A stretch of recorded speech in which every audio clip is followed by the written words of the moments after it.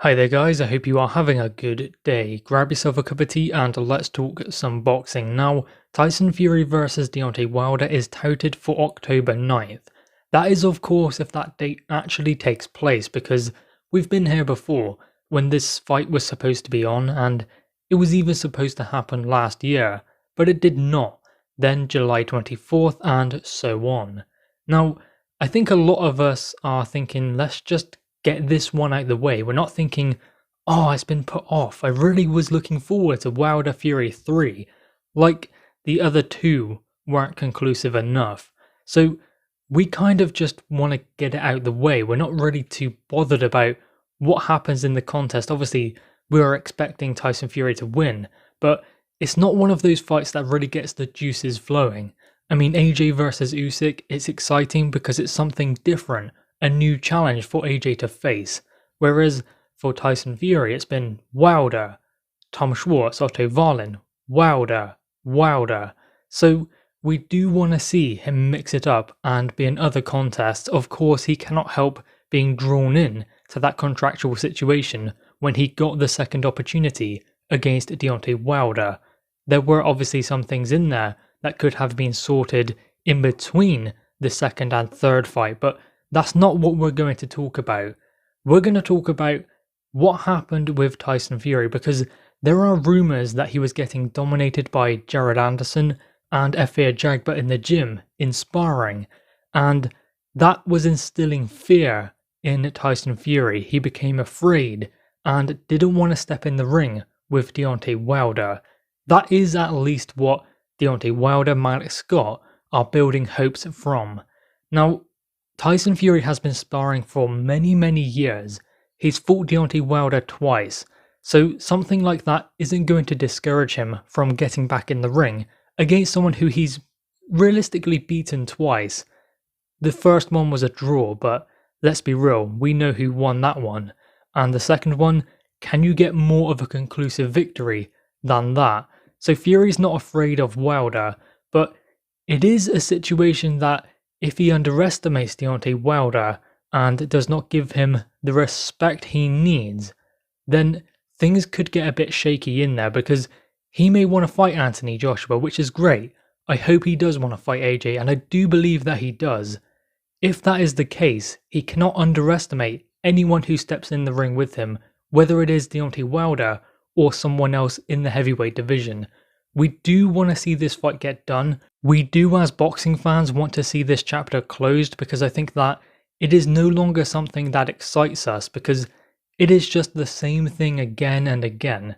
And I really hope there is not a fourth fight. I mean, if Wilder does the unthinkable and actually pulls it out of the bag, there'll be a fourth fight, you can guarantee it, because those behind the scenes with Tyson Fury should have put a rematch clause in the contract to have this third fight. It would be kind of silly not to, so there could be a fourth fight if Wilder was to win.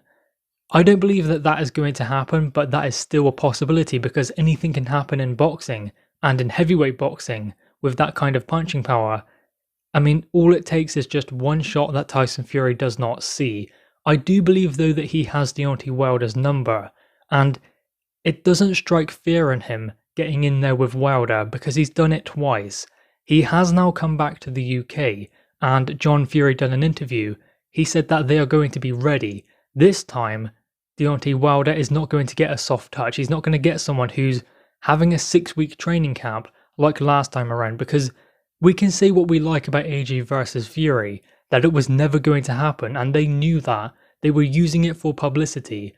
But Tyson Fury, I'm going to hope that he was thinking of fighting Anthony Joshua, because if he wasn't thinking of fighting Anthony Joshua, then he had no intentions of actually getting the deal done. So if that is the case, building up to that arbitration, he would have been focused solely on AJ. Then after that, straight away it's Deontay Wilder again, and 6 weeks from then, he'll be stepping back in the ring with him, so he's got 6 weeks then to prepare for Wilder, when previously he was heading towards an Anthony Joshua fight. That is why we have seen Anthony Joshua go with September 25th, as opposed to fighting in July himself, or perhaps August. he has done it the right way, and Tyson Fury, Deontay Wilder trying to rush it and have it in July, they are now fighting after Anthony Joshua, so sometimes it is better to take a later date to have the right preparation for their opponent, and now Tyson Fury has that. So regardless of what we say, this does benefit Tyson Fury. Many are going to say, oh, it gives Deontay Wilder more time, he can learn how to box. If he hasn't learned how to box by now, then he isn't going to be able to between now and October 9th. So it definitely does benefit Tyson Fury because he has come back to the UK, reset, he will have a full training camp in preparation, and that is what I believe he needs, because Undisputed does ride on this. If Wilder is able to beat Tyson Fury, Undisputed won't happen. If Usyk is able to beat AJ, then that does put Undisputed in doubt. So as long as Anthony Joshua and Tyson Fury keep winning, we will be continuing going towards Undisputed if we actually believe that that fight can be pulled off, which I still hope it can, but I am skeptical, and I would imagine that everyone else is as well. But when it comes down to these rumours of Tyson Fury being dominated in sparring by his sparring partners, Tyson Fury has proven that he's not the type of guy to say, okay, I cannot deal with this, I'm going to take myself away, and I'm going to pull out of the contest. What Tyson Fury's mindset will tell him to do, and force him to do, is to get back in the gym, and then dominate them. So he will be wanting to get back on form, so that he can give them the hard sparring sessions that they have been giving him. It is not in the nature of Tyson Fury to run away from Deontay Wilder, or a few sparring partners. I know that some are saying he's running away from AJ. He still has a chance to prove that he isn't by taking the Undisputed fight, if and when it comes around, but all of these rumours are not true. I don't believe Tyson Fury is scared, because he's done it twice, he's drawn once, essentially beat him, then he's knocked him out in the second fight, so there is no reason for Tyson Fury to be scared of Deontay Wilder. I do know that he relinquished his titles and didn't rematch Vladimir Klitschko, but that was down to different reasons. There were a different set of circumstances. He wasn't getting dominated in sparring, so what I'm getting at is Tyson Fury wouldn't have a few rough sparring sessions and then decide to run away. It's completely different to pulling out of the Klitschko fight. I guess we will see how scared Tyson Fury really is of Deontay Wilder when October 9th rolls around.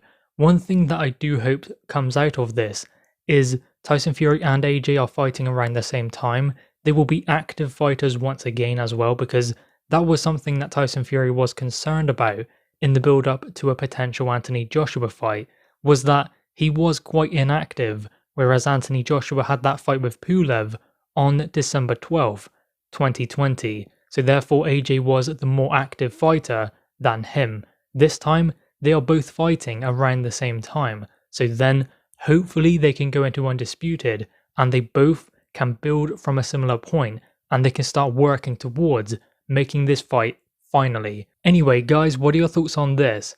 Make sure you leave your thoughts in the comments below. Also leave a like and grab that subscribe button. Thanks guys.